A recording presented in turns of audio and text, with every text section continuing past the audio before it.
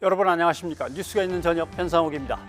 설 명절을 앞두고 백화점이나 대형마트 등 유통시설에 사람이 많이 몰리고 있습니다. 방역당국은 고객을 불러 모으는 판촉 행사, 그러니까 경품, 사은품 행사 또는 시음, 시식 행사 모두 금지토록 했습니다. 신규 확진자가 조금씩 줄고는 있지만 교회, 의료기관, 직장, 사우나, 실내 체육시설, 음식점 등 우리의 생활 공간 곳곳으로 감염이 확대되고 있어서 마음을 놓아서는 안 될 때입니다. 뉴스가 있는 저녁 오늘 준비한 내용을 안규령 앵커가 소개합니다. 전해주시죠. 오늘의 주요 소식 정리해드립니다. 국내 코로나19 신규 확진자가 2달여 만에 200명대로 줄었지만 영국발 변이 바이러스가 추가로 확인되고 설 연휴가 다가오는 등 긴장의 끈을 늦출 수 없는 상황입니다. 방역당국은 오는 토요일에 거리두기 조정안을 발표할 예정입니다. 방역당국은 백신의 불확실성에 대응하기 위해 러시아 백신의 도입도 검토하겠다고 밝혔습니다. 러시아 백신의 효과와 국내 백신 도입 상황에 대해 잠시 뒤 전문가와 이야기 나눠보겠습니다. 월성원전 조기 폐쇄 의혹과 관련해 백운규 전 산업통상자원부 장관에 대한 구속영장 실질 심사가 진행되고 있습니다. 쟁점은 무엇이고 심사 결과는 어떨지 잠시 뒤 박지훈 변호사와 짚어보겠습니다. 코로나19 확산으로 집에서 보내는 시간이 늘면서 지난해 층간소음 민원은 전년 대비 60% 넘게 급증했습니다. 층간소음의 해결 방법에는 어떤 것들이 있는지 뉴스가 있는 저녁 제작진이 그 해결사들을 만나봤습니다.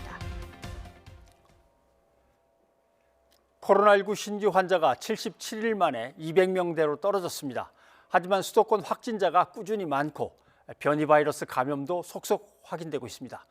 정부는 토요일인 오는 13일 설 연휴 이후에 적용할 사회적 거리두기 등 방역 수칙을 발표합니다. 조성호 기자가 보도합니다. 새로 확인된 코로나19 환자는 289명. 전날보다 83명 줄면서 200명대로 떨어졌습니다. 3차 대유행 초기이던 지난해 11월 23일 이후 77일 만입니다. 다만 주말 사이 줄어든 검사 건수 영향이 반영된 것으로 보여 확산세가 꺾였다고 보긴 이릅니다. 인구가 밀집된 수도권에서 많은 환자가 꾸준히 나온다는 점도 불안 요소입니다. 권역별 환자 발생 현황을 보시면 수도권은 여전히 200명 이상을 초과해서 지속 발생하고 있고 대다수의 비수도권의 권역은 감소세로 모두 전환되었습니다. 변이 바이러스 감염은 3명이 더 확인됐습니다. 해외에서 들어온 내국인들로 영국발 변이에 감염된 것으로 파악됐습니다. 영국과 남아공, 브라질발 변이까지 지금까지 감염 사례는 54건으로 늘었습니다. 기존 코로나19보다 전파력이 세다고 알려진 만큼 지역사회에 퍼질 우려도 커지고 있습니다. 지금 공항이나 그런 걸 통해 항만을 통해 들어올 수도 있고 어떤 형식에 뚫릴 가능성이 있고 변이 바이러스가 갖고 있는 이 전파력과 이 부분은 또 다른 형태의 4차 대유행까지 발생할 수 있는 정도의 위험성이 커서 이에 정부는 아프리카에서 입국하는 내외국인 모두 PCR 음성 확인서를 제출하도록 하고 입국 뒤 임시생활시설에서도 진단검사를 받도록 오는 22일부터 검역을 강화합니다. 설 연휴 이후 시행할 방역 조치는 토요일인 13일 발표합니다. 연휴 기간 확산세를 지켜본 뒤 수도권 2.5단계, 비수도권 2단계인 거리두기와 5명 이상 사적 모임을 금지하는 방역 수칙 등을 연장하거나 완화할지 결정할 방침입니다. YTN 조성호입니다. 방역당국이 러시아의 코로나19 백신도 도입을 검토하고 있다고 밝혔습니다. 불과 나흘 전에는 진행되는 계약이 없다고 했는데요. 그만큼 정부의 백신 수급 계획이 불확실하다는 반증으로 읽힙니다. 보도에 박홍구 기자입니다. 지난 4일 러시아의 스푸트니크 V 백신의 도입 여부를 묻는 질문에 질병관리청은 이렇게 답했습니다. 스푸트니크에 대해서는 협상을 또는 논의를 진행하고 있지 않다는 말씀을 드리겠습니다. 불과 사흘 뒤 이번엔 모든 백신을 후보에 두고 검토하겠다며 스푸트니크도 고려 대상이라고 밝혔습니다. 이제 워낙 불확실성이 많기 때문에 다양한 백신들을 다 문을 열어놓고 가능성에 대해서 검토하겠다라는 그런 답변으로 이해해 주시면 되겠습니다. 전문가들도 면역 효과가 91% 이상 나왔다는 스푸트니크 V의 3상 임상 시험 결과가 국제의학학술지 랜시트에 실린 것은 의미 있는 결과로 보고 있습니다. 그 란셋의 리뷰를 받았다는 얘기는 거기 연구자들이 다 그걸 살펴보고 이건 틀림없다는 거를 확인해 준 거거든요. 정부가 러시아 백신에 관심을 보이는 것은 기존에 세워놓은 5,600만 명분 백신 도입 계획이 불확실하다는 반증입니다. 특히 1분기부터 도입하기로 한 코백스 퍼실리티 물량 1,000만 명분은 제때 들어올 수 있을지 장담할 수 없는 상황입니다. 행정적인 절차에 따라서 조금 공급 일정은 조정이 될 여지가 있습니다. 저희가 통제하기 어려운 그런 절차들이 좀 있는 상황이고요. 다만 아스트라제네카와 노바백스에서 도입할 물량은 한국에서 위탁 생산이 가능하다는 점에서 안심을 주고 있습니다. 그래도 여전히 모더나 2천만 명분, 화이자 1,000만 명분은 전 세계적 변이 바이러스 확산과 그에 따른 백신 수요 증가로 인해 각각 2분기와 3분기 도입이 불확실할 수 있습니다. YTN 박홍구입니다. 코로나19 백신과 관련해 국민의 궁금증을 해결하는 자리가 마련됐습니다. 백신 정보를 제대로 알려 국민 불안감과 접종 저항감을 줄이기 위한 특별 브리핑이 진행된 겁니다. 국민이 가장 알고 싶어 했던 것은 역시나 백신의 안전성과 효과성이었습니다. 이형원 기자입니다. 이달부터 시작되는 코로나19 백신 접종에 거부감이 없도록 국민 궁금증을 해결하는 특집 브리핑이 열렸습니다. 질병관리청이 20대에서 60대 성인 남녀와 노년층을 대상으로 질문을 취합했는데 백신 관련 궁금증은 크게 안전성과 효과에 집중됐습니다. 코로나 백신은 다른 질병의 백신 개발 기간보다 훨씬 짧다고 알려져 있습니다. 문제가 발생할 수 있다는 것에 대한 국민들의 심리적 저항감이 굉장히 크다고 생각하는데 보통 10년이 걸리는 백신 개발, 이번에는 1년이 채 걸리지 않았지만 안전성에 큰 우려가 없다는 게 전문가 진단입니다. 이 팬데믹이라는 상황 때문에 아주 많은 연구비 그리고 행정적인 검토 준비가 같이 병행이 됐습니다. 그러니 어떤 피험자의 숫자 진행되는 과정이 생략되었던 것이라고 볼 수는 없다고 저는 생각합니다. 지난해 독감 백신 상온 노출 논란에 이번에도 백신 보관이 제대로 될지 걱정하거나 부작용을 어떻게 확인할 수 있느냐는 질문도 이어졌습니다. 두 가지 그런 유행에 따른 백신에 대한 유통 보관 지침을 마련해서 시행하고 있고요. 예진 과정에 혹시 약물이나 백신이나 여러 가지 음식에 대한 알레르기가 있으신지 잘 말씀해 주셔야 되고 효과와 관련해서는 항체 생성률과 지속 기간부터 최근 등장한 변이 방어력까지 다양한 질의가 쏟아졌습니다. 최소한 90%에서 거의 100%까지의 항체 생성률을 보여주고 있습니다.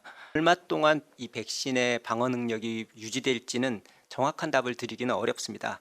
영국 변이 바이러스에 대해서는 큰 걱정을 안 하셔도 됩니다. 다만 남아공 변이처럼 기존 백신 효과를 떨어뜨릴 수 있는 변이 바이러스는 얼마든지 나타날 수 있어 관련 연구가 진행 중이라고 밝혔습니다. 이런 변이 등장이나 부작용 우려를 고려해도 백신을 맞는 게 훨씬 이득이라며 특히 고위험군은 접종을 피해선 안 된다고 강조했습니다. 2회 접종 이후 2주 후에도 질병청에서 국내에 발생 환자가 거의 없고 괜찮다고 할 때까지 마스크를 반드시 끼시고 사회적 거리 두기를 항상 유지하시는 것이 좋습니다. 5인 가족 중 4명이 맞았더라도 나머지 1명도 반드시 접종해야 하고 접종 직후에는 의료기관에 최소 15분을 머물러 이상 징후를 관찰해야 합니다. YTN 이영훈입니다. 400명 넘는 확진자가 나온 IM 선교회에 대해서 본격적인 수사가 시작됩니다. 광주시는 IM 선교회 관련 국제학교 3곳을 수사 의뢰했는데요. 선교회 대표인 마이클 조 선교사도 격리 해제가 끝나면서 조사가 본격 이루어질 것으로 보입니다. 이윤재 기자입니다. 집단 감염이 발생한 광주 TCS 국제학교, 에이스 TCS 국제학교, 티쿤 TCS 국제학교, 이름도 쉽지 않은 이 3곳 국제학교는 모두 IM 선교회와 관련한 비인가 교육시설입니다. 광주광역시가 이들 시설 3곳을 감염병 예방법을 위반한 혐의로 수사 의뢰했습니다. 방역수칙을 어기고 학생들을 모아 교육하면서 많게는 120명 넘는 확진자가 나오게 했다는 겁니다. 광주 TCS 국제학교 등 코로나19의 집단 감염이 발생하면서 IM 선교회에 대해서 수사를 의뢰합니다. 집합 제한 및 집합 금지 방역 수칙 위반. 그래서 위반 법률은 감염병 예방 및 관리에 관한 법률 제49조가 되겠습니다. IM 선교회 대표에 대한 조사도 본궤도에 오릅니다. 자가격리하던 마이클 조 선교사가 격리해제 검사에서 음성 판정을 받으면서 본격적인 조사가 가능해진 겁니다. 대전시와 대전시 교육청은 감염병 예방법과 학원법을 위반한 혐의로 지난달 말 마이클 조 선교사를 고발했습니다. 하지만 이만희 신천지 총회장과 신천지 대구교회 관계자가 1심 재판에서 잇따라 무죄 판결을 받은 상황. IM 선교회를 둘러싼 수사로 이들에게 방역 책임을 물을 수 있을지 수사당국의 부담도 적지 않을 거로 보입니다. YTN 이윤재입니다. 네, 계속해서 천은미 이대 목동병원 호흡기내과 교수와 이야기를 더 나눠보도록 하겠습니다. 교수님 나와 계시죠? 안녕하십니까? 네, 안녕하십니까? 네, 2달여 만에 신규 확진자 수가 200명대로 내려왔습니다. 하지만 변이 바이러스에 대한 확산 가능성에 대해서 걱정들을 많이 하고 있습니다. 일단 뭐 입국하는 대로 거기서 다 걸러내긴 합니다만은 혹시 거기서 그냥 증상이 없어서 가족한테로 갔다가 자가격리하는 중에 혹시 가족한테 옮기는 건 아닌가 이런 걱정들 하는 것 같은데 상황을 지금 어떻게 판단하고 계십니까? 네, 국내에서 변이 바이러스가 계속 확산을 하고 있습니다. 특히 이제 자가격리 중에 감염된 사례도 있었고요. 또 항공기 안에서 기내 감염도 사례가 있습니다. 예. 특히 변이 바이러스는 50에서 70% 이상 전파력이 높고 젊은이층을 통해서 감염이 잘 되고 또 하나는 백신이나 항체 치료제에도 지금 내성을 갖고 있기 때문에 전 세계적으로 문제가 되고 있습니다. 특히 확진자가 많이 발생한 곳에서 변이 바이러스가 더 확산이 빠르기 때문에 국내 입국 시에 좀 더 검역을 철저히 해야 될 것 같습니다. 개인적으로는 PCR 검사를 자가 부담을 한다든지 이러한 조금 더 강력한 제재를 하게 되면 국내 입국자가 좀 줄 수도 있을 것 같고요. 또 국내에서도 자가 격리 지침에 대해서 좀 더 엄격하게 시행하는 것이 필요하다고 생각합니다. 네. 그리고 오늘부터 비수도권에서는 다중이용시설이 밤 10시까지 이제 영업을 하도록 허용이 됐습니다. 이렇게 되니까 수도권에서는 자영업자들이 왜 우리는 차별을 하느냐, 우리도 완화될라 이렇게 요구를 하고 있는데 수도권의 지금 상황으로 봐서는 완화를 해줄 수 있는 상황입니까? 수도권에서 확진자가 조금 주는 것 같지만 자세히 들여다보면 사실은 70% 이상이 여전히 수도권에서 발생을 하고 있고요. 예. 또 여러 가지 다중시설이나 우리가 일상생활 공간에서 감염자가 나오고 있습니다. 특히나 무증상 임시검사소에서의 확진자 수가 20에서 25%를 넘고 있고요. 노숙자 쉼터센터에서도 확진자가 계속 발생한다는 것은 그만큼 무증상 지역사회 감염자가 많다는 것을 의미합니다. 설 연휴가 지난 후에 지금의 감소세가 계속 지속이 된다면 정부 당국에서도 5인 모임 금지라든지 그다음에 시간을 좀 연장하는 것을 고려해 볼 수 있을 것 같습니다. 네. 설 연휴 기간 동안에는 방역 수칙을 이렇게 지켜달라고 이제 지난번에 정부가 당부를 했고 설 연휴 끝나면 어떻게 할 것이냐 그거는 이제 정부가 오는 13일에 새로운 거리두기 방역 수칙을 발표하겠다 이렇게 알리고 있습니다. 방역 조치 그 체계가 어떻게 달라질까요? 설 연휴가 끝나는 그 시점에서 아마 결정을 하긴 할 것 같은데요. 예. 지금 사실은 이번 주가 설 연휴이기 때문에 아마 확진자 수가 줄 겁니다. 검사 횟수가 줄기 때문에 줄게 나오겠지만 확진자 수뿐 아니라 무증상 감염자 수라든지 어느 지점에서 확진자가 많이 나오는지를 전부 고려해서 정부 당국에서 결정을 하실 것 같고요. 하지만 설 연휴 지난 후에 일주일 정도가 지난 후가 가장 중요합니다. 그 주말쯤부터 확진자 수의 확산세나 감소세에 따라서 정확하게 우리가 앞으로 개학을 앞두고 어느 정도의 방역 수칙을 조정을 해야 될지 결정해야 될 것 같습니다. 네. 그러면 이제 곧 시작될 백신 예방 접종에 대해서도 좀 여쭤보고 싶습니다. 정부는 특별 브리핑을 가졌는데 러시아 백신 도입에 대해서 계약이 진행되는 게 없다고 했다가 다시 검토를 하겠다고 하는데 러시아가 백신을 놓고 이렇게 오락가락하게 되는 이유가 뭔지 궁금하고 도대체 스푸트니크라고 하는 이 러시아 백신은 어떤 백신인지도 좀 궁금합니다. 백신이 너무 수급이 안 되기 때문에 우리가 러시아나 중국 백신에 대해 약간 좀 의문점을 갖고 있다가 러시아 백신 자체가 랜셋이라는 국제 학술지에 3상 임상 결과를 발표한 후에 생각보다 상당히 예방 유효율이 좋게 나왔습니다. 이 러시아 백신 스푸트니크 V라고 하는 이 백신은 우리가 알고 있는 벡터 백신 아스트라제네카나 존슨앤존슨 백신을 두 가지를 결합한 겁니다. 존슨앤존슨 백신하고 중국 백신에 쓰이는 아데노바이러스 두 가지를 결합을 했는데 그 이유가 우리 인체 내 사람들은 아데노바이러스가 감기 바이러스이기 때문에 이미 면역 항체를 갖고 있는 경우가 있습니다. 예. 그렇게 되면 한 가지에 대해서 면역 반응이 낮게 나오죠. 그래서 존슨앤존슨 백신이나 아스트라제네카가 벡터 백신이라서 예방률이 66%, 62% 이렇게 낮게 나왔는데 이 러시아 백신 같은 경우는 아데노바이러스를 두 개를 결합하다 보니까 백신 예방 접종률이 백신 접종한 군에는 0.1%가 나왔고요. 확진자가 예. 위약군에는 1.3%가 나와서 총 91.6%의 예방률을 보인 거죠. 그리고 그중에 4분의 1 정도는 이미 어느 질환을 하나 갖고 있는 분들 그리고 60세 이상의 분들도 충분히 예방률이 높게 나왔다는 그런 보고가 있은 후로 전 세계에서 특히 러시아 백신에 대해서 관심을 가지고 있는 것 같습니다. 네, 평가되다가 다시 또 재평가되는 과정이 있었군요. 예. 그런데 전 세계적으로는 아무튼 백신이 부족한 것 같습니다. 생산 공장이 뭐 늘 생각했던 대로 원활하게 돌아가는 건 아닌 것 같고요. 국내 상황이 어찌 될지 예상하시는 바를 좀 설명을 듣고 싶고 어떤 대비가 필요한지도 좀 얘기를 해주시죠. 네, 국내는 아스트라제네카 백신이 상반기에 1분기에 들어올 백신입니다. 그런데 여러 가지 지금 보시면 예방률도 조금 낮고 고령자에 대한 연구가 부족하다 보니까 유럽 국가, 특히 남아프리카 공화국에서도 지금 아스트라제네카를 사용하지 않겠다는 얘기가 있습니다. 예. 특히나 영국발 변이에 대해서는 유효율이 있는데 아스트라제네카가 최근 발표에 의하면 남아공 바이러스에는 10에서 20% 정도밖에 예방률이 없습니다. 그러다 보니까 이 변이 바이러스가 국내에 많이 퍼지게 되면 아스트라제네카를 우리 고령층에 접종을 했을 때 예방이 확실히 되지 않을 위험도 좀 있기 때문에 정부 당국에서도 추가 임상 결과를 토대로 해서 지금 요양원, 요양병원에 계신 입소자들에게 접종을 할 건지 아니면 거기에 종사자들만 접종을 하고 이 아스트라제네카를 다른 교사분들이나 다른 쪽으로 접종을 하고 고위험군에 대해서는 다른 백신이 들어오는 대로 접종을 할지를 아마 좀 고민을 하실 수 있을 것 같습니다. 네. 국내에서의 우리가 백신 접종이 조금 늦어질 수 있기 때문에 최대한 마스크 착용이나 개인위생 이런 것을 잘 지키면서 백신이 들어올 때까지는 우리가 방역을 잘 지켜야 될 것 같습니다. 네.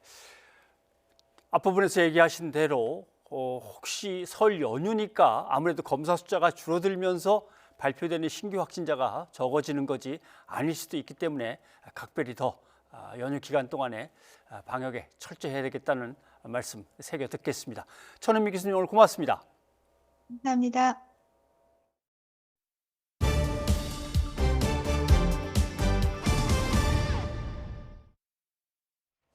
문재인 대통령이 때를 놓치지 않고 위기 극복 방안을 강구하겠다며 4차 재난지원금 논의와 관련해 정치권에 초당적인 협력을 요청했습니다. 더불어민주당은 당정 협의를 서둘러 다음 달에는 재난지원금이 지급될 수 있도록 하겠다는 방침입니다. 나연수 기자입니다. 문재인 대통령은 신종 감염병이 이토록 오랫동안 전 세계를 휩쓴 적은 없었다며 우리는 한 번도 경험하지 못한 길을 걷고 있다고 말했습니다. 각종 경제 지표에서 우수한 성적을 받고 있지만 당장 하루하루가 어려운 국민에게 위로가 될 수는 없을 것이라며 4차 재난지원금의 속도를 에둘러 주문했습니다. 정부는 재정이 감당할 수 있는 범위 안에서 과감하게 실기하지 않고 충분한 위기 극복 방안을 강구하는 데 최선을 다할 것입니다. 다만 선별지급, 보편지급을 둘러싼 정치권 논란을 의식한 듯 무엇이 최선인지 판단하기가 쉽지 않다며 정치권의 초당적 협력을 요청했습니다. 최종적인 책임은 정부에게 있습니다. 정부가 책임을 다할 수 있도록 모두가 함께 지혜를 모아주시고 또 마음을 모아주실 것을 당부드립니다. 더불어민주당은 4차 재난지원금 논의를 곧 시작하겠다고 밝혔습니다. 민주당 이낙연 대표는 YTN에 출연해 지난 3차례 재난지원금 지급 과정에서 당의 요구가 많이 반영됐고 이번에도 정부가 생각하는 것보다는 많은 지원이 필요하다는 입장이라고 말했습니다. 좀 서둘렀으면 합니다. 제 욕심 같아서는 3월을 넘기지 않고 도와드릴 수 있다면 좋겠다 이렇게 생각합니다. 민주당은 당정 협의를 서둘러 이르면 이달 안에 정부 추경안을 받아 3월 임시국회에서 통과시키는 방안을 생각하고 있습니다. 다만 야당은 재난지원금 논의가 4월 재보선을 노린 포퓰리즘이라며 각을 세우고 있는 데다 당장 재정당국과의 이견도 상당합니다. 문 대통령이 실기하지 않겠다고 밝힌 만큼 설 연휴 전에는 당정 간 이견을 조율하기 위한 실무 협의가 이루어질 것으로 보입니다. YTN 나인수입니다. 홍남기 경제부총리는 기획재정부 간부들에게 피해가 심해지는 계층과 사각지대에 대해 추가 보강 지원 등을 검토하라고 지시했습니다. 홍 부총리는 기재부 확대 간부회의에서 9조 3천억 원 규모의 피해 지원 대책 집행 상황을 꼼꼼히 점검하고 집행에 속도를 내달라며 이렇게 말했습니다. 이는 막바지에 이른 3차 재난지원금 집행을 속도감 있게 마무리하고 4차 재난지원금 관련 검토에 들어가겠다는 뜻을 공식화한 것으로 풀이됩니다. 지난주 2020년 세계 각국의 민주주의 평가 지수가 발표됐습니다. 한번 보시죠. 8점을 넘겨야만 특별한 결함이 없는 완전한 민주국가로 평가를 받습니다. 우리는 8.01점에 23위를 했군요. 2020년 세계 민주주의 지형의 특징과 이슈는 역시 코로나19와 동북아시아였습니다. 보십시오. 아시아에서는 완전한 민주국가가 한 나라도 없었는데 갑자기 한국, 일본, 대만, 타이완이 세 나라가 동시에 진입했습니다. 특히 코로나19 때 강력한 지역 봉쇄 없이 넘어간 한국과 대만은 그 평가가 상승했습니다. 타이완이 엄청나게 올라갔죠. 정치 자금의 투명화와 사법개혁이 성공한 때문입니다. 홍콩은 엄청나게 떨어졌습니다. 이건 중국과의 관계 때문에 아시는 대로 그렇습니다. 민주주의 성적으로 23위. 우리는 당최 20위권을 한 번도 돌파하지 못하고 있습니다. 특히 박근혜 정부 중반을 넘어서면서 점수가 떨어지기 시작했다가 이제 다시 회복하는 겁니다. 한번 보십시오. 이명박 정부 때 나름대로 8점 위로 올라가 있었는데 박근혜 정부 중반부터 7점대로 내려갔다가 다시 88, 이제 8.01이 되고 있습니다. 특별한 결함이 없는 민주주의 국가로 복귀는 했는데 분야별 점수를 한번 살펴보겠습니다. 선거 공정하게 잘 치러지고 있고 정부도 제 기능을 다하고 있는데 국민 자유, 이것은 국가보안법이 아직 우리나라에 있기 때문에 국민 자유 성적이 8.0을 넘어가는 게 참 어렵습니다. 그러면 정치 문화나 정치 참여 점수도 좀 좋아야 되는데 당최 점수가 올라가질 않습니다. 이게 왜 이럴까요? 한번 보십시오. 여야 소통과 협치는 잘 돼야만 하는데 제대로 안 됩니다. 당정청의 일체화해서 이게 좀 어려운 문제입니다만은 예를 들면 이런 겁니다. 국회의원 하다가 전부 장관으로 몰려갔다가 선거 때 되면 또 쭉 빠져나왔다가 국회의원 선거에 나갔다 떨어지면 청와대로 다 들어갔다가 청와대에서 또 정부 기관으로 다 흩어졌다가 정신없이 뱅뱅뱅 도는 당정청의 일체는 삼권 분립에 어긋납니다. 그래서 심하면 안 됩니다. 지방자치 활성화돼야 되고 시민단체들이 정치 활동을 열심히 하는 게 아니라 정책 연구 활동을 열심히 해야 되는데 이 부분도 강화돼야 될 요소입니다. 변상욱의 앵커 리포트였습니다.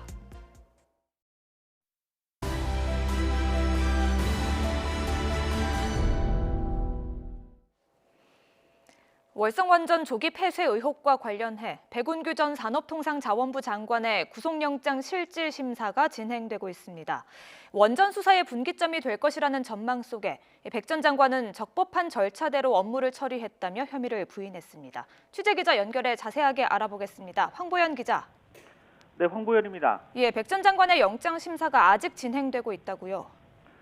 그렇습니다. 백 전 장관에 대한 신문이 5시간 가까이 이어지고 있습니다.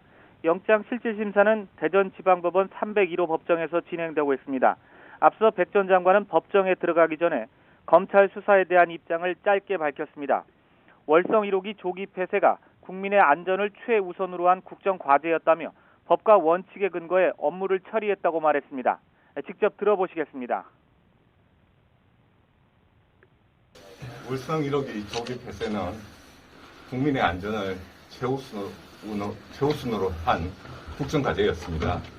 제가 장관 재임 때 법과 원칙에 근거하여 적법 절차로 업무를 처리하였습니다.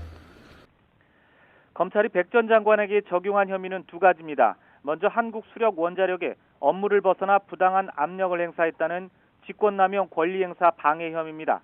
한수원 이사회가 월성원전 1호기 조기 폐쇄를 결정하고 즉시 가동을 중단하도록 경제성 평가 과정에 관여했다는 겁니다. 다른 하나는 월성원전 운영 주체인 한수원의 정당한 업무를 방해했다는 업무 방해 혐의입니다. 예, 백 전 장관의 구속 여부 이제 어떤 결과가 나오느냐에 따라 검찰 수사에 적지 않은 영향을 미치지 않겠습니까? 그렇습니다. 검찰은 지난해 11월 수사에 착수하면서 원전 정책의 옳고 그름이 아니라 정책 집행 과정이나 감사 과정의 법 위반을 살핀다고 여러 번 강조했습니다. 그런데 수사의 바탕이 된 감사원 감사 결과를 보면 평가 과정에 관여한 핵심 인물로 백 전 장관이 명시되어 있습니다. 원전 경제성 평가에 관여해 업무의 신뢰성을 저해했고 최소한 그런 결과를 알았거나 충분히 알 수 있었는데 내버려뒀다고 적혀 있습니다. 따라서 법원이 검찰이 확보한 증거를 종합적으로 판단해 구속까지 필요한 사안이 아니라고 결정하면 검찰 수사는 명분과 동력을 잃을 가능성이 큽니다. 정치권 등으로부터 무리한 수사라는 비난 역시 쏟아질 것으로 보입니다. 반대로 구속영장이 발부된다면 검찰 수사는 속도가 붙게 됩니다. 앞서 재판에 넘겨진 산업부 공무원들의 공소장에는 삭제한 자료 가운데 청와대 보고 문건이 여러 개 포함됐다는 내용이 들어있는데요. 따라서 검찰은 앞으로 최희봉 당시 청와대 산업정책비서관 등 월성원전 조기 폐쇄 결정과 관련 있는 청와대 인사들을 소환 조사할 전망입니다. 백 전 장관의 구속 여부는 오늘 밤 늦게쯤 나올 것으로 보입니다. 지금까지 전국부에서 YTN 황보현입니다. 김명수 대법원장이 정치권의 탄핵 논의를 이유로 임성근 부장판사의 사표를 반려한 걸 두고 논란이 커지자 적절한 조치였는지 확인하기 위해 대법원이 관련 예규 검토에 착수했습니다. 법원 안팎에서는 거짓 해명 논란에 휩싸인 김 대법원장의 사퇴 여부를 두고 갑론을박이 이어지고 있습니다. 임성호 기자입니다. 임성근 부장판사 사표 반려와 관련해 거짓 해명 논란에 휩싸인 김명수 대법원장은 침묵을 이어갔습니다. 녹취록 파문이 일었던 지난 4일 공개 사과 이후로는 추가 입장 표명을 자제하고 있습니다. 거짓 해명 논란하고 비판 커지고 있는데 추가 입장 없으십니까? 김 대법원장의 임 부장판사 사표 반려가 적절했는지를 두고 논란이 가시지 않자 대법원 법원행정처는 관련 규정 검토에 착수했습니다. 법관 의원 면직 제한에 관한 예규에 따르면 법관이 수사기관의 수사를 받는 중일 때는 사임을 허용하지 않게 돼 있습니다. 다만 공소 제기 등의 사정으로 법관직 유지가 공공의 신뢰를 해친다고 판단되면 예외적으로 면직을 허용할 수 있게 돼 있습니다. 이 조항을 두고 법조계 안팎에선 해석이 분분합니다. 임 부장판사가 사법농단 연루 혐의로 검찰 수사를 받았으므로 사표가 반려된 건 예규에 따른 것일 뿐이라는 의견이 있는가 하면 임 부장판사는 사표 제출 당시 이미 견책 징계를 받은 상태였고 1심에서도 무죄를 선고받은 만큼 사표가 수리됐어야 한다는 견해가 맞서고 있습니다. 앞서 퇴직한 사법농단 연루 판사들 가운데 참고할 만한 사례가 없다는 점도 문제입니다. 사법농단 혐의로 기소된 판사들 14명 가운데 지금까지 6명이 법복을 벗었는데 모두 임기가 만료되거나 임기 연장을 신청하지 않아 퇴직했고 사표가 반려된 경우는 없었기 때문입니다. 그런 만큼 법원행정처가 면직 조항에 대해 어떤 해석을 내놓더라도 김 대법원장을 둘러싼 논란이 수그러들기는 힘들 거라는 전망이 나옵니다. 법원 안팎에서는 김 대법원장 사퇴 문제를 둘러싼 갑론을박도 이어지고 있습니다. 현직 판사들이 모인 인터넷 커뮤니티에서는 김 대법원장 사퇴를 요구하는 글이 올라오자 찬반 논쟁이 벌어졌고 전직 대한변호사협회 회장들은 성명을 통해 김 대법원장의 사과와 즉각 사퇴를 촉구하기도 했습니다. 김명수 대법원장의 거짓 해명 사태로 불붙은 사표 반려 논란은 날이 갈수록 커지고 있습니다. 특히 사법부 수장이 논란의 핵심 당사자인 만큼 김 대법원장 본인이나 대법원 차원에서도 논란을 수습하기가 쉽지 않아 보입니다. YTN 임성호입니다.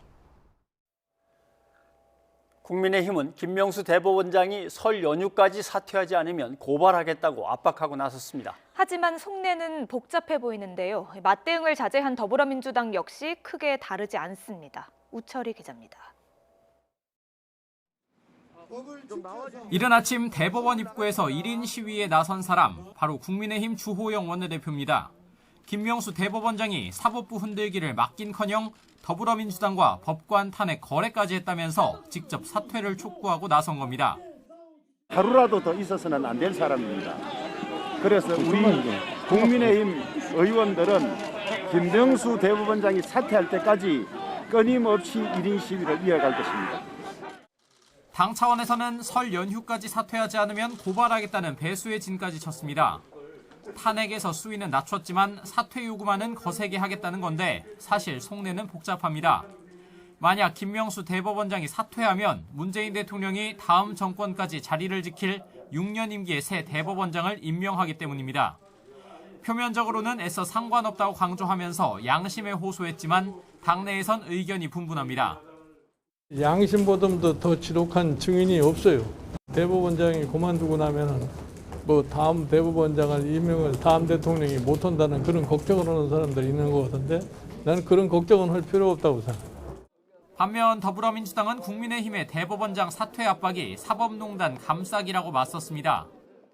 지금 국민의힘의 1인 시위 이런 것들은 사법농단에 대한 옹호의 일환일 뿐이다는 생각을 갖고 있습니다.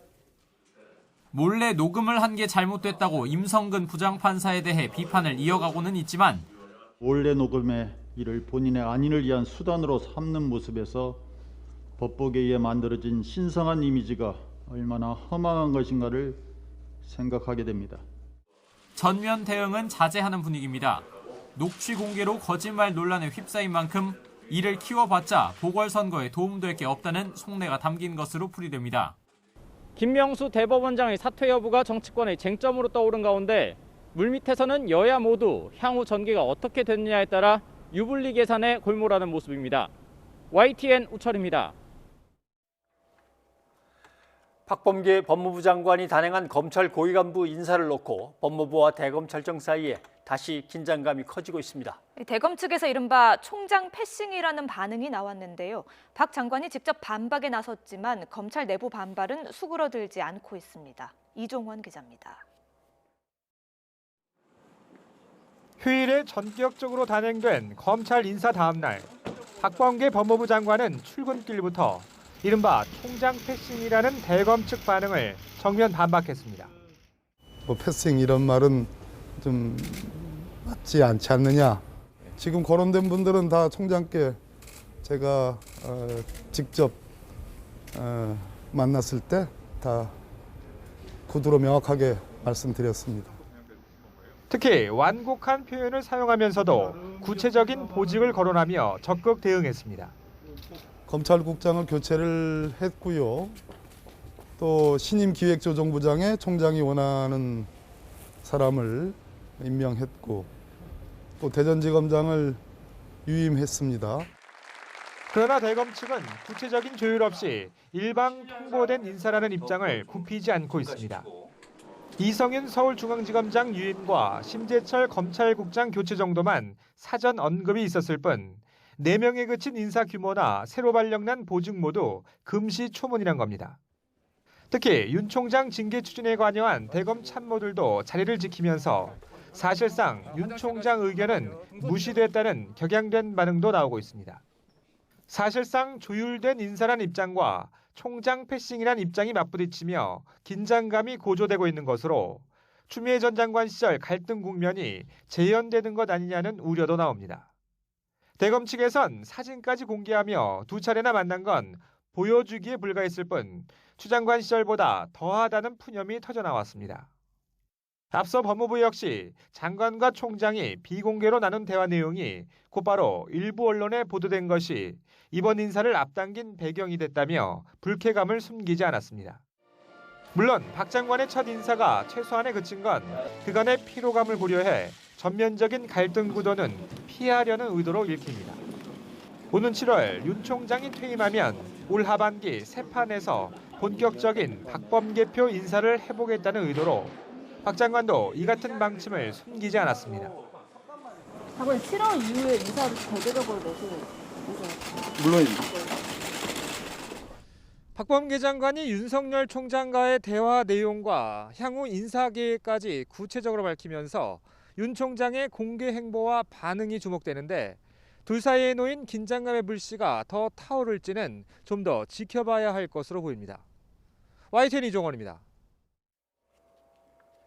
김진욱 고위공직자범죄수사처장이 취임 이후에 처음으로 윤석열 검찰총장을 만나 수사 협력 방안을 논의했습니다. 김 청장은 오늘 오후에 대검찰청에서 1시간 반 동안 윤 총장과 면담한 뒤 공수처 이첩 사건 등에 대한 구체적인 기준은 논의되지 않았다면서 조만간 실무 채널을 가동해서 검찰과 협조 방안을 논의하기로 했다고 밝혔습니다. 또 국민의 기본권 보호와 인권 친화적인 수사를 위해 검찰과 선의의 경쟁을 하면서도 전체적인 반부패 수사 역량이 효율적으로 쓰이고 빈틈이 생기지 않도록 협조하겠다고 설명했습니다. 직접 들어보시죠. 국민의 기본권 보호를 위해서 선의의 경쟁한다는 말씀이셨고요.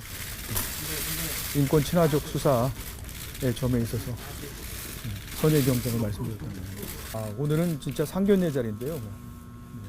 그래서 그런 어떤 어젠다 의제 같은 건 없습니다. 저희가 한 번 뵙는 게 아니고 또 여러 채널로 아마 이제 의사소통을 해야 되지 않을까 싶습니다. 네, 계속해서 박지훈 변호사와 함께 자세한 얘기를 더 나눠보도록 하겠습니다. 어서 오십시오. 안녕하십니까? 백운규 전 산업통상자원부 장관, 그러니까 월성 원전 조기 폐쇄 문제와 관련해서 정부가 결정하는 거에 맞도록 뭔가 조작을 지시하거나 아니면 거기에 뭔가 참여하거나 방관했거나 문제가 있다는 거죠. 그렇죠. 혐의부터 좀 자세히 살펴봐야 될 것 같습니다. 일단 혐의는 두 가지로 보면 될 것 같습니다. 업무 방해죄하고 직권남용 권리행사 방해죄인데요. 경제성 평가를 함에 있어서 한수원 한국수력 원자력에 대한 이 정상적인 업무, 월성 1호기 관련 정상적인 업무를 방해하게 했던 거하고 첫 번째고요. 두 번째는 이 밑에 부하 직원들한테 경제성 평가할 때 좀 조작을 하거나 삭제를 하라고 지시했던 것, 의무 없는 일을 시켰던 부분, 이 두 가지가 주요 혐의입니다. 아무튼 왜 그랬냐라고 하는 검찰의 문제 제기에 대해서 백 전 장관은 안전을 최우선으로 해서 법과 원칙에 따라 처리한 거지 나는 잘못한 게 없다. 그렇죠. 이렇게 이제 반박을 하는 거죠. 업무방해나 그 직권남용죄에 대해서 얘기하기보다는 이 전체적인 얘기를 좀 한 걸로 보입니다. 기본적으로는 정부의 어떤 기본 취지고 또 그리고 국민의 안전이 가장 중요했기 때문에 월성 1호기는 조기 폐쇄하는 게 맞다라고 본인이 판단을 했고 자기가 장관일 때, 장관에 있을 때 법과 원칙대로 했는 거기 때문에 이것은 업무적으로는 아무 하자가 없고 흠결이 없다라고 주장을 하고 있습니다. 자, 탈원전이라고 하는 주제가 이제 핵심은 핵심입니다. 이거는 정부로서는 지금 정부의 어떻게 보면 대선 공약이기도 했고 뭐 계속해서 추진한다고 뭐 얘기를 했던 것인데 결국 맨 처음에 이 문제를 제기해서 진행했을 때는 큰 문제가 아니었고 감사원도 큰 문제로서 지적한 건 아니었는데 그중에 일부를 뽑아서 검찰이 크게 진행을 했다라는 이제 불만이 제기되는 것 같고 검찰 입장에서는 아니 혐의가 다 드러나서 관련 공무원도 이미 구속이 됐다. 그러니 이제 전직 장관도 혐의가 제대로 있는지 없는지는 수사해 봐야 된다. 이런 얘기인 것 같습니다. 일단은 그 관련 공무원들은 공전자기록 손상죄입니다. 이건 조금 커 보이는 범죄긴 한데 감사원법 위반 부분도 있지만 이건 형이 약하고요. 이 공으로 공무원이 만들었던 전자기록들을 손상하거나 손괴했을 때 성립하는 범죄고 이 범죄가 주된 혐의가 돼가지고 구속까지 갖는 걸로 보입니다. 또 기소까지 돼가지고 재판에 받고 있는 그런 상황이죠. 그래서 이제 그 부분을 어떻게 보냐에 따라서 달라질 것 같아요. 이게 정책 평가인데 그 정책 평가에 대해서 하나하나 따져보면 이게 업무방해나 법리로 업무방해나 직권남용죄 같은 게 성립을 할 수가 있는데 과연 이게 가벌성이 있느냐 없느냐 또 더 나아가서 이걸 구속해야 되냐 말아야 되냐 아마 법원에서 그 부분을 볼 것 같습니다. 다만 그 직원들 같은 경우는 단순한 어떤 감사원법 위반이라면 구속까지는 어려웠을 겁니다. 그렇지만 많은 양의 어떤 공적인 기록을 손상하고 파괴하고 훼손했던 부분, 이 부분이 이제 증거인멸 우려로 봐가지고 영장이 이제 발부된 걸로 봐서 요거랑 연결해서 백윤규 전 장관도 뭐 법원에서 판단을 받을 것으로 생각이 듭니다.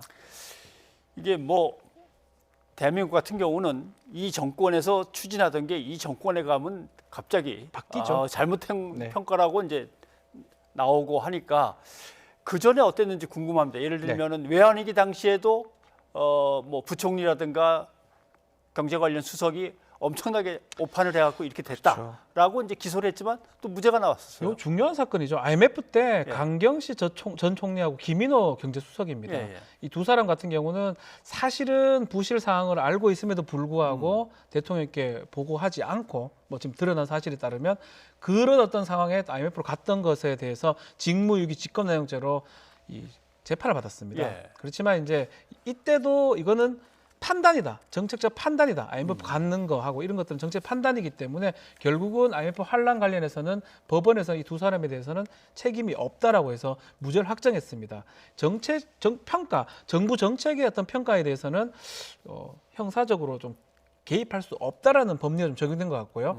저런 법리대로라면 지금 백윤규 전 장관한테 이런 업무방해라든지 직권남용죄를 묻기는 조금 어려워 보이긴 한데요. 예.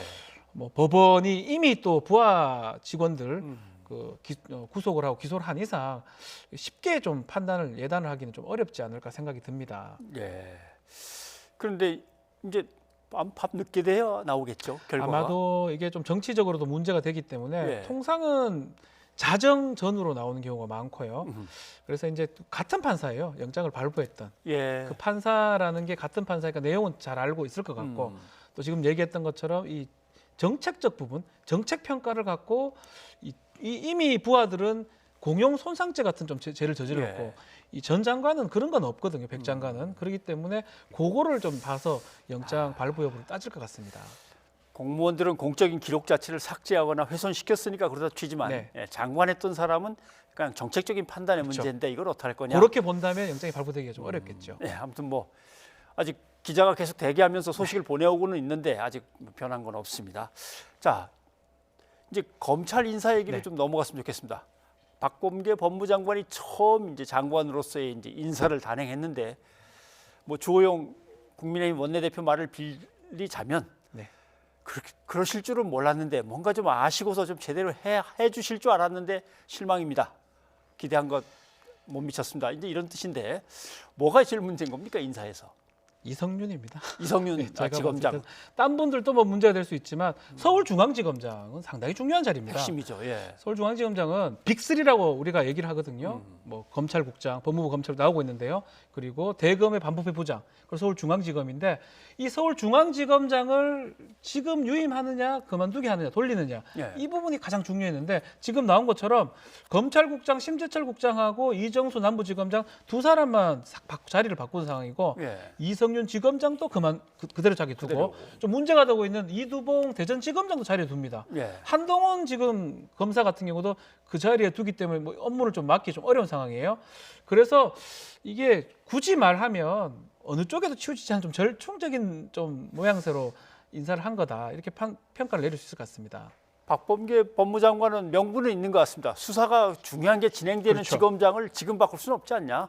둘 다 그냥 유임이다. 서울도 그렇고 대전도 그렇습니다. 예. 대전은 월성을 하고 있고 서울에서는 여러 가지 중요 사건들을 하고 있기 때문에 두 지검장을 다 그대로 두고 있는 상황입니다. 예. 그런데 이제 윤석열 검찰총장 입장에서는 한동훈 지금 사법연수원에 가 있으니까 그 위원은 제자리에 좀 돌려놔주고 중요한 직책을 맡을 수 있도록 이성윤 지검장은 내부에서 반발도 크니 검사들이 좀 바꿔줬으면 했던 것 같은데 전혀 안 먹힌 거죠. 한동훈이 올라오는 거는 뭐 두 번째 치더라도 가장 중요한 거는 이성윤 지검장을 변경하는 거. 예. 유임을 원치 않았던 걸로 보입니다. 그게 가장 좀 지금 상황에서 안 좋았던 상황이 아닌가. 만약 의견을 냈다면 이 검사 보직할 때 법무부 장관은 검찰총장의 의견을 들어 보직을 행하도록 돼 있습니다. 그러니까 들었고 듣는 과정을 거쳤는데 아마 가장 많이 얘기했던 부분은 이성윤 좀 빼둬. 그 얘기를 계속 했을 것 같아요. 근데 그 부분이 안 받아진 게 가장 윤석열 총장 중 입장에서는 나쁘다. 네. 그래 참 얘기를 했거든요. 그런 부분이 좀 반영된 것 같습니다. 네. 뭐 잘못 말하면 옛날 얘기가 됩니다만은 예전에 검찰총장이 다 짜가지고 법무부 장관한테 이렇게 하겠습니다. 그러면 법무부 장관이 그리 하시죠. 이렇게 하고서 넘어간 건데. 고개만 끄덕거렸다고. 예. 지금은 법무부 장관이 하고 검찰총장이 아니 어떻게 의견을 제대로 받아보지도 않고 그냥 패싱하고 지나가느냐 이렇게 계속 항의를 한단 말이죠. 사실은 문헌을 보면 검찰청법 문헌을 보면 법무부 장관은 검찰총장의 의견을 들으면 됩니다. 반영하라는 뜻이 없습니다. 근데 그 이전에 해석하기로는 법무부 장관도 검찰총장 검사 출신들이 많았고요. 그렇죠. 그러다 보니까 검찰에서 일어나는 거는 법무부 장관이 그 끼어들지 말라라는 그런 어떤 일이 반복된 것 같고요. 추미애 장관 때부터 그 어떤 관행 같은 게 좀 바뀌었던 것 같아요. 그래서 어느 게 원칙인지 저는 말씀드리긴 어렵지만 실제로 법문을 봤을 때는 원칙 자체는 법무부 장관이 인사를 하는 게 원칙이고요. 다만 그 과정에서 검찰총장 의견을 들을 수 있다라고 보는 게 맞는 것 같습니다. 총장의 의견을 들어 할 때 경청해 아니면 귀를 기울여 받아들여 뭐 어떻게 해석해야 될지 모르겠습니다만은 아무튼 법무부와 이 검찰의 갈등은 어떻게든 좀 조기에 진화가 됐으면 좋겠는데 근데 이 박범계 장관의 첫 인사부터 이렇게 삐끗거리면 관계가 이게 앞으로 둘의 관계는 어떻게 되겠습니까? 자, 이 부분이 지금 많이 문제가 되거든요. 그 들어 부분에서 서로 만나는 과정에서 그게 공개가 되기도 했고 그 과정에서 법무부는 미리 일요일 날 인사를 발표해 버렸습니다. 근데 인사 자체가 검찰총장이 원하지 않는 쪽으로 인사가 됐던 게 있는 것 같고요. 아마도 뭐 야당에서도 얘기를 하지만 나쁜 관계는 아니지만 조금은 긴장된 관계로 출발한 게 아닌가 이렇게 보는 게 맞는 것 같습니다.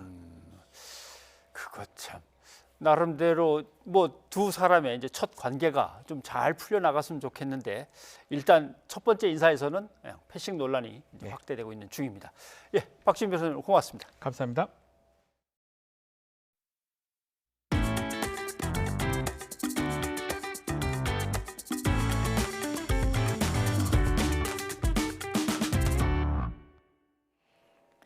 여권이 이른바 가짜뉴스의 처벌 필요성을 강조하며 관련 입법을 서두르고 있는데요. 이미 민주당 이낙연 대표가 지난주 사실에 근거하지 않은 악의적인 보도와 가짜뉴스는 범죄라며 2월 임시국회에서 관련 법안 6개를 처리하겠다고 예고했죠. 역시 관심은 허위 왜곡 기사에 징벌적 손해배상제를 도입할지 여부입니다. 이와 관련해 청와대 국민소통수석을 지냈던 민주당 윤영찬 의원은 유튜버나 블로거 같은 인터넷 이용자가 고의적인 가짜뉴스의 생산과 유통으로 피해를 입힌 경우 징벌적 손해배상에 처할 수 있도록 하는 정보통신망법 개정안을 발의했는데요. 하지만 언론사와 언론 기사는 해당되지 않는 것으로 알려지며 논란이 일자 이 법안 중복을 피하기 위해서라며 서둘러 해명하기도 했습니다.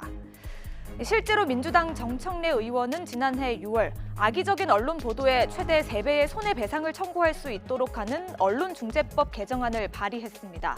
열린민주당 최강욱 대표는 여기에 더해 비방 목적으로 허위 보도한 언론사에 대해 언론사가 취득한 이득보다 더 많은 금액을 배상하도록 하는 언론중재법 개정안을 내놓았습니다. 또 민주당 노웅래 최고위원은 언론사에 징벌적 손해배상제를 도입할지 그 여부를 이번 주에 결정하겠다면서 또 네이버나 다음 같은 인터넷 포털에 대해서도 가짜뉴스 유통의 책임을 묻겠다고 강조했습니다.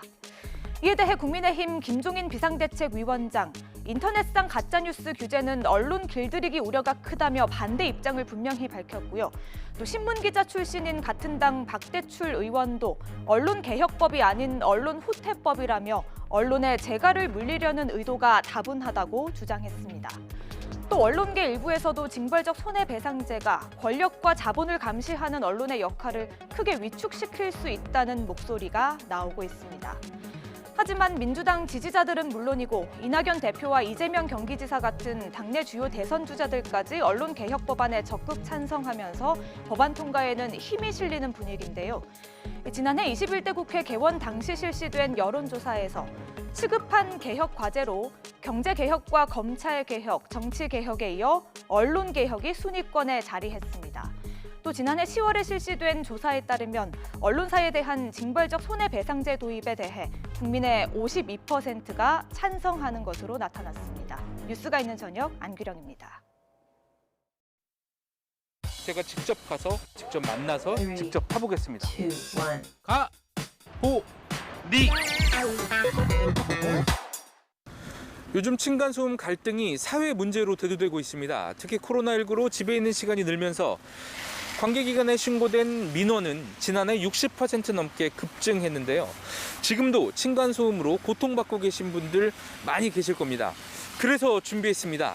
층간소음의 가장 확실한 해결책이 무엇인지, 층간소음 갈등 해결의 끝판왕들을 제가 차례로 만나서 이야기를 들어보겠습니다.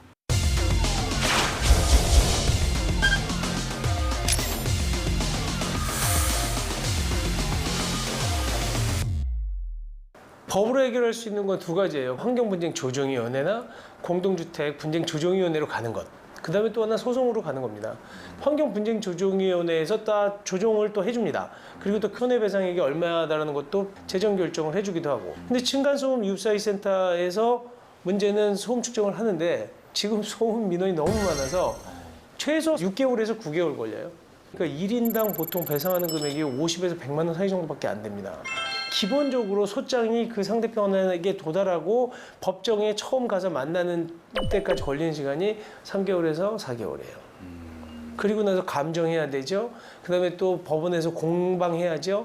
조정도 해봐야죠. 기본적으로 민사소송만 1년이 넘게 걸리는 거예요.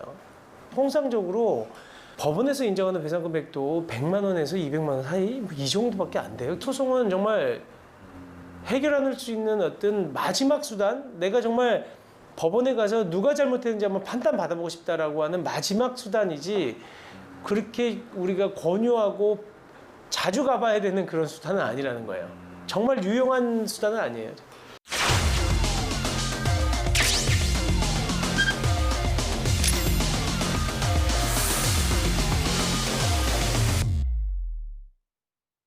한 세대에서 이제 그 좀 젊은 부부가 사는 세대인데 저녁 한 10시부터 한 새벽 한 5시까지에 새 구슬 같은 거 이 저 타일 바닥에 굴리는 것처럼 또르르 소리가 난다 그래요. 그 성관기 안에서 서로 멱살 그마지고 싸우고 그랬고요. 그리고 그 노인 부부 세대도 나는 소음을 안 일으켰는데 몽살겠다고 우리 관리사무실에 와서 얘기 여러 번 했고, 그래서 우리 직원이 갔어요. 가서 이래 보니까 우리 직원은 소리 나는 걸 잘 못 느끼고 해서 이 정도 갖고 뭐 소리 나는 걸 느끼겠나.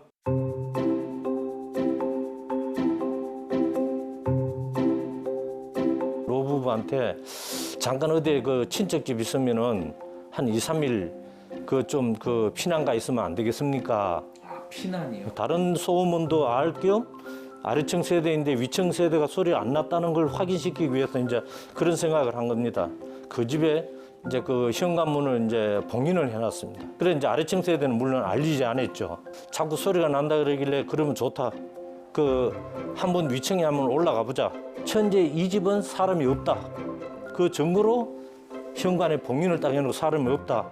이제 봉인 떴고 문 열고 들어갔습니다. 들어가서 이래 보니까는 사람 아무도 없던 거 이제 자기 눈으로 확인했죠. 그래갖고 사고 그런 거 다 죄송하다고 이제 우리 앞에서 이제 죄송하다 그랬고 현재 살고 있습니다.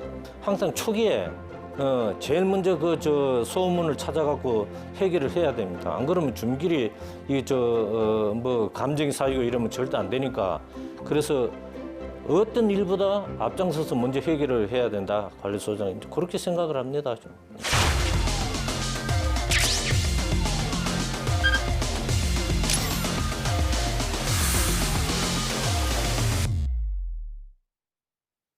층간소음을 많이 걱정을 하셔서 아랫집에 먼저 다가가셨다고 들었는데요. 그냥 저희가 아이를 키우다 보면은 당연하게 저희도 진동을 느끼듯이 밑에 집도 당연하게 더 시끄러울 것이다라는 생각을 계속 하고 있었고, 최소한 윗집에서 먼저 그래도 그 마음을 좀 표현을 해드리는 게 옳지 않나라는.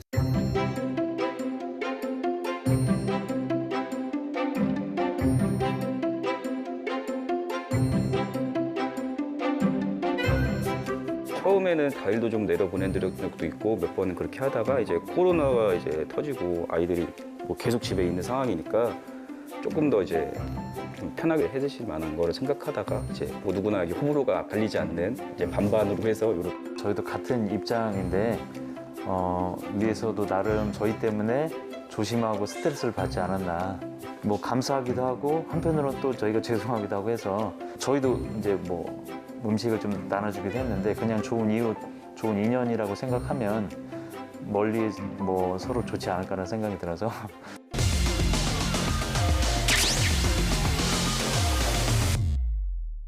승자도 패자도 없이 서로 상처만 남기는 경우가 허다한 층간소음 갈등. 제가 만나본 끝판왕들은 나도 가해자가 될 수 있다는 생각으로 이웃을 먼저 배려하는 마음이 갈등 해결의 가장 중요한 요소라고 입을 모았습니다. YTN 양시창입니다. 이모집에 맡겨진 10살 여자아이가 온몸에 멍이 든 채 욕조에 빠져 숨졌다는 신고가 접수됐습니다. 경찰은 아이를 맡고 있던 이모 부부를 긴급 체포해 학대 여부를 조사하고 있습니다. 취재기자 연결합니다. 엄윤주 기자. 네, 사회부입니다. 예, 자세한 내용 전해주시죠. 네, 10살 여자아이 A양이 욕조에 빠져 숨을 쉬지 않는다는 신고가 들어온 건 오늘 낮 12시 35분입니다. A양은 경기도 용인시 고림동에 있는 이모 30대 B씨 부부집에 맡겨져 있었는데요. B씨 집 화장실 욕조에서 의식을 잃은 채 발견된 겁니다. 이모부는 아이가 숨을 쉬지 않는다고 신고했고 119 구조대가 심정지 상태의 A양을 심폐소생술을 하며 근처 병원으로 옮겼지만 끝내 숨졌습니다. 이 과정에서 구조대와 병원 의료진이 A양에 대한 학대를 의심하며 경찰에 신고했습니다. A양 온몸 곳곳에서 크고 작은 멍자국 여러 개가 발견된 겁니다. 신고를 받고 출동한 경찰은 현장에서 B씨 부부를 긴급 체포했고 두 사람을 아동학대 치사 혐의로 조사하고 있습니다. B씨는 경찰 조사에서 동생이 3개월 전에 이사 문제로 A양을 맡겼다고 주장한 것으로 알려졌는데요. 또한 아이를 몇 번 때린 적이 있다며 학대 사실을 일부 인정한 것으로 전해졌습니다. 다만 경찰은 A양의 이모부가 때린 사실을 번복하는 등 진술의 신빙성이 떨어져 추가적인 조사가 필요하다고 밝혔습니다. A양의 정확한 사인은 부검이 끝난 뒤에 밝혀질 것으로 보이는데요. 국립과학수사연구원에서 내일 부검이 진행될 예정입니다. 경찰은 A양의 친엄마와 B씨 부부, 이웃 주민 등을 상대로 A양이 부모와 떨어져서 산 경위와 학대 정황을 조사할 방침입니다. 지금까지 사회부에서 전해드렸습니다. 택배사와 택배 노조의 합의로 지난 4일부터 기사들 업무에서 분류 작업이 제외됐고 택배사들은 추가 인력을 투입하기로 했습니다. 그런데 일부 물류센터에는 여전히 분류 인력이 모자라 택배 상자가 쌓이고 있습니다. 택배 대리점 측은 자신들을 빼고 합의해 이런 일이 벌어졌다고 주장하는데요. 어떤 상황인지 김지환 기자가 보도합니다. 수도권의 한 CJ 대한통운 물류센터. 레일 옆으로 상자가 어른 키만큼 가득 쌓여 있습니다. 작업자 서너 명이 물품을 내리느라 눈코 뜰 새가 없지만 상자는 금세 밀리고 아무렇게나 쌓아 올린 상자 더미가 쓰러지기도 합니다. 또 다른 대리점은 쌓아놓을 공간이 부족해 허브터미널에서 가져온 물건을 그대로 화물차에 실어놨습니다. 대리점 사장님들이 직접 하고 있어요. 본인들은 뒤에 서서 구경하다가 기사별로 분류가 안 됐다라고 배송 거부를 하기 시작한 거예요. 식품 같은 경우에는 저희가 이제 보상해야 되는 상황도 발생이 되고. 택배 4사 대리점들은 지난달 택배사와 택배노조가 맺은 사회적 합의안 때문에 이런 일이 생겼다고 주장합니다. 택배사들이 분류 인력 6,000명을 투입하고 기사들은 지난 4일부터 배송과 집화 등 본연의 업무만 하기로 한 내용입니다. 분류 인력이 온전히 투입되지 않은 상황에서 택배 기사들은 분류 작업에 손을 뗐고 비노조 기사들만 작업하느라 물품이 쌓이기 시작했다는 겁니다. 또 대리점 입장을 반영하지 않은 채 밀어붙인 노사 합의는 무효라며 17일부터 단체 행동까지 예고했습니다. 실질적인 주체인 영업점을 배제한 채 이루어졌다는 것 자체부터도 이건 밀실 야합이다. 저는 그렇게 바라봅니다. 17일 날 집화 거부, 그다음에 그 이후에 또 다른 어떤 배송 거부까지도 저희들은 검토를 하고 있습니다. 노조는 원청인 택배사와 맺은 합의안인 만큼 대리점 반발은 택배사가 따로 해결해야 한다고 밝혔지만 원청이 모든 걸 책임지고 진행해라. 이렇게 계속 주장을 해왔죠. 택배사는 분류 인력은 약속대로 투입했다며 차질을 빚는 건 일부 대리점 문제일 뿐이라고 반박했습니다. 또 사회적 합의기구에서 합의한 걸 사측 책임으로 떠넘겨선 안 된다는 입장입니다. 저희한테 이렇게 이야기를 하실 게 아니라 사실 그거는 사회적 합의의 구성 주체들이 있고. 택배사와 대리점 측은 분류 인력 비용을 놓고도 줄다리기를 벌이고 있습니다. 또 비노조 배송기사의 업무량이 상대적으로 늘어나면서 기사들 불만도 커지고 있습니다. 사회적 합의로 가까스로 총파업은 막았지만 택배사와 대리점, 택배기사 각각의 이해관계를 둘러싼 실타래는 여전히 복잡하게 얽혀있는 상황입니다. YTN 김지환입니다. 현대차그룹이 애플과 자율주행차 개발 협의를 진행하지 않고 있다고 공식적으로 밝혔습니다. 애플카에 대한 기대감으로 상승세를 이어온 현대차그룹의 주가는 일제히 하락했습니다. 보도에 이지은 기자입니다. 애플과 자율주행 차량 개발에 대한 협의를 진행하지 않고 있다. 현대차와 기아, 현대모비스가 발표한 공시 내용입니다. 현대차그룹은 또 자율주행 전기차 사업과 관련해 다수의 해외 기업과 협업을 검토하고 있지만 결정된 바는 없다고도 밝혔습니다. 무엇보다 협력설이 새나가면서 애플의 비밀주의 원칙에 어긋난 게 논의가 중단된 원인으로 분석됩니다. 앞서 블룸버그 통신은 관련 정보를 비밀로 해온 애플이 소식이 알려진 것에 반발해 현대차, 기아와 논의를 중단했다고 보도하기도 했습니다.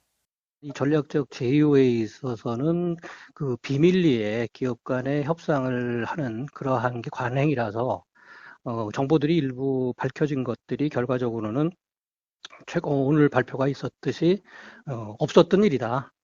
이런 쪽으로 결론이 난 것이죠. 또 현대차그룹에서도 애플과 손잡았다가 자칫 하청업체로 전락할 수 있다는 우려와 함께 내부 반발이 컸던 것으로 알려졌습니다. 하지만 양측이 비밀 논의를 계속 진행할 수 있다는 전망도 나옵니다. 애플카 입장에서는 가장 최적의 대상이 현대차 그룹이 될 수밖에 없고요. 현대차 입장에서도 애플카를 통해서 미래 모빌리티 파운드리를 선점한다는 측면에서 상당히 중요한 첫 단추라고 보고 있기 때문에 과열을 피하면서 물밑의 협상을 계속 진행할 가능성 굉장히 높다고 볼 수가 있습니다. 여기에 현대차그룹이 자율주행 차량 협의는 진행하지 않는다고 밝혔던 점에서 전기차 분야에서 협력하는 게 아니냐는 가능성도 제기되고 있습니다. 기대감을 모았던 애플카 협의 중단 소식에 현대차그룹 5개 기업 주가는 일제히 하락하며 시가총액이 13조 원 넘게 줄었습니다. 기아는 15% 가까이 급락했고 현대차는 6%, 현대모비스는 8% 하락하며 장을 마쳤습니다. YTN 이지은입니다. 조 바이든 미국 대통령은 시진핑 중국 주석이 민주주의와는 거리가 멀다고 평가했습니다. 중국과 물리적 충돌은 아니더라도 극한 경쟁이 벌어질 것이라고 밝혔습니다. 김원배 기자입니다. 조 바이든 미국 대통령이 지난 5일 미국 CBS 방송과의 인터뷰에서 시진핑 중국 국가주석에 대해 민주주의적인 구석은 하나도 없다고 말했습니다. 이어 자신이 시 주석에게 미국과 중국이 충돌할 필요는 없다고 내내 말해왔다고 한 뒤 그러나 극도의 경쟁이 있을 것이라고 밝혔습니다. We'll also take on directly the challenges posed by our prosperity, security, and democratic values by our most serious competitor. 바이든 대통령은 또 자신은 시 주석이 아는 방식으로는 하지 않을 것이고 도널드 트럼프 전 대통령이 한 방식으로는 하지 않을 것이라며 국제적 규칙이란 수단에 초점을 맞출 것이라고 설명했습니다. 바이든 대통령은 고율 관세로 대표되는 트럼프 행정부의 미중 1대1 무역 전쟁 대신 동맹을 규합해 국제적 연대 속에 중국을 압박하는 전략이 필요하다는 입장을 누차 강조했습니다.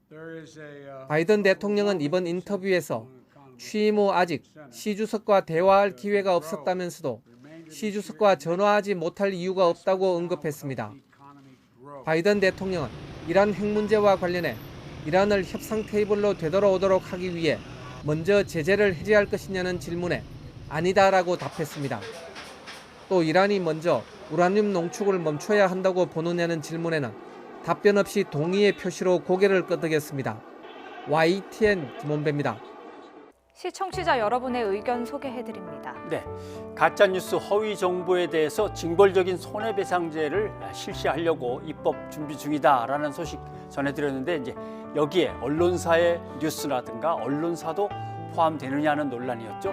2369님, 가짜뉴스 유포자는 엄벌에 처해야 됩니다 하셨습니다. 예, 그리고 6365님, 가짜뉴스로 피해를 당하는 사람들이 얼마나 많은가요? 엄하게 처벌해 주세요 하셨습니다. 네. 코로나19 백신 관련해서 2813님, 다가오는 설 명절 이후에 4번째 대유행이 발생하는 거 아닌지 걱정되네요 하셨습니다. 예, 여기까지 여러분의 의견 소개해드렸습니다. 미얀마에서는 군부 쿠데타에 항의하는 국민의 저항이 계속되고 있습니다. 네, 군부의 계엄령 선포 등 강경 대응이 시작되면 유혈 사태가 빚어지지 않을까 지구촌 전체가 염려하고 있습니다. 준비한 미얀마 소식 함께 보시면서 저희는 내일 다시 찾아뵙겠습니다. 여러분 고맙습니다.